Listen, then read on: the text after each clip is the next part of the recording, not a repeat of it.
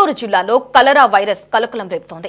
గుంటూరు నగరంలో 3, తెనాలిలో 1 కలిపి మొత్తం 4 కలరా కేసులు నిన్న నిర్ధారణ కావడంతో ఆరోగ్య శాఖ అప్రమత్తమైంది. 5 రోజులుగా వాంతులు, విరోచనాలతో బాధపడుతున్న 146 మంది డయేరియా లక్షణాలతో ఆసుపత్రిలో చేరగా వీరిలో కొందరి నుంచి సేకరించిన నమూనాలలో విబ్రియో కలరే బ్యాక్టీరియా ఉన్నట్లు నిర్ధారించారు.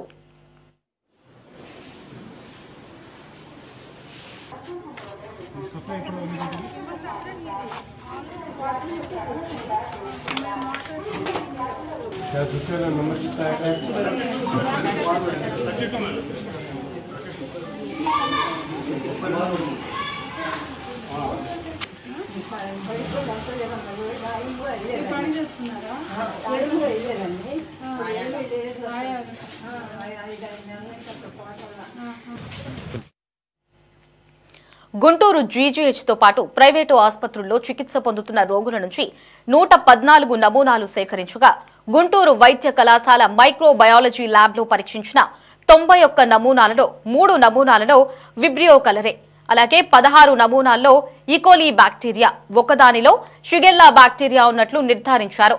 మిగిలిన 71 నమూనాలలో ఎలాంటి బ్యాక్టీరియా లేదని తేలింది.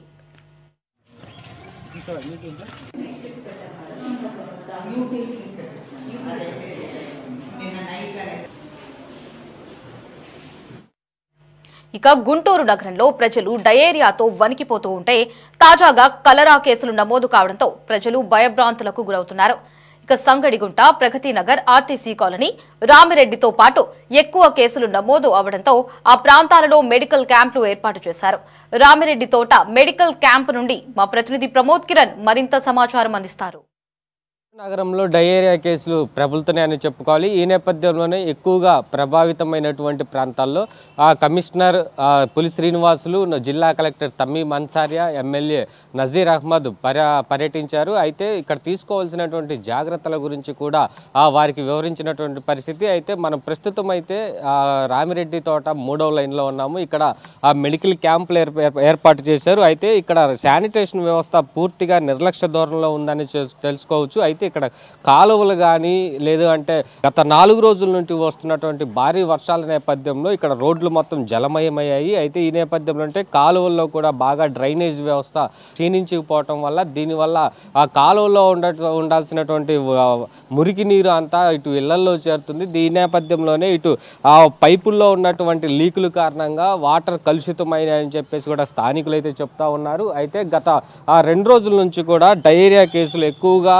సుద్దపల్లి డొంక ప్రాంతం, రామిరెడ్డి తోట, ప్రగతి నగర్ అనే ప్రాంతాల్లో అయితే ఎక్కువగా అక్కడ నుంచి కేసులు అయితే నమోదవుతున్నాయి. ప్రతి ఇంటికి తిరుగుతూ కూడా శాంపిల్స్, బ్లడ్, రక్త నమూనాలు తీసుకుంటున్నారు. వీటిని బ్లడ్ టెస్ట్ ల్యాబ్కు పంపించిన అనంతరం అంటే అసలు డయేరియా లక్షణాలు ఉన్నాయా లేదంటే వేరే ఇతర లక్షణాలు ఏమైనా ఉన్నాయా అనే దానిపై కూడా ఇప్పటికే వైద్యులు అప్రమత్తమయ్యారు. అయితే శానిటేషన్ వ్యవస్థ లోపంలో గుంటూరు నగరం ప్రథమంగా ఉందని చెప్పుకోవాలి. అయితే శానిటేషన్ వ్యవస్థకు సంబంధించి పలుమార్లు స్థానిక ఎమ్మెల్యేలే నగర అధికారులపై కూడా తీవ్ర ఆగ్రహం వ్యక్తం చేశారు. శానిటేషన్ వ్యవస్థకు సంబంధించి ఎన్నిసార్లు శానిటరీ ఇన్స్పెక్టర్కి నేరుగా ఎమ్మెల్యే ఫిర్యాదు చేసినప్పటికీ కూడా పట్టించుకున్న పాపాన పోలేదు. అయితే ఈ నేపథ్యంలోనే గుంటూరు నగరంలో ప్రతి ఒక్క చోట కూడా శానిటేషన్ వ్యవస్థలో పూర్తిగా నిర్లక్ష్య వహించారని చెప్పుకోవాలి. అయితే రామిరెడ్డి తోట 3వ లైన్లో మెడికల్ క్యాంప్ కూడా ఏర్పాటు చేశారు. ఈ మెడికల్ క్యాంప్ ద్వారా ఎక్కువగా జీజీహెచ్కు బాధితుల సంఖ్య పెరుగుతున్నటువంటి నేపథ్యంలోనే ఇప్పటికే 94 మంది జీజీహెచ్లో చికిత్స పొందుతూ ఉన్నారు. డయేరియాకి సంబంధించి కూడా అనేక మంది ఇప్పటికే జీజీహెచ్ని సందర్శిస్తూ ఉన్నారు. అయితే 3 కలరా కేసులు కూడా నమోదైనట్లు అధికారులు అయితే వెల్లడించారు.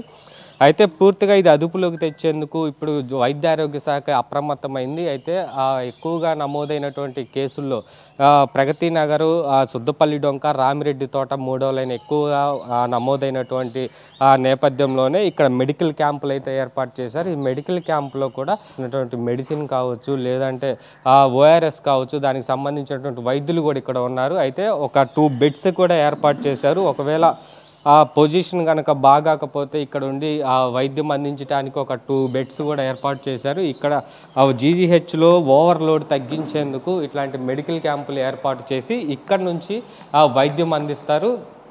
ఒకవేళ పేషెంట్ పరిస్థితి కనుక విషమంగా ఉన్నటువంటి పరిస్థితుల్లో జీజీహెచ్కి తరలించేటువంటి అవకాశం అయితే ఉంది.